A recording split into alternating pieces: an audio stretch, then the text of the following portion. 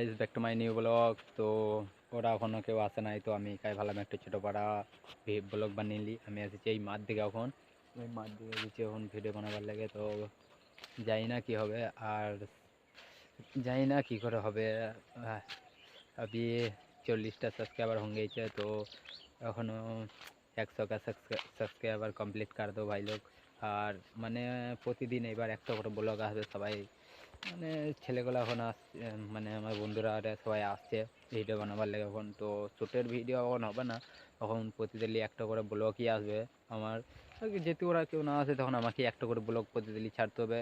তো জানি না কী হবে, তোমরা ভালোবাসা দেখাবে আর একটা লাইক আর চ্যানেলকে সাবস্ক্রাইব করলেও।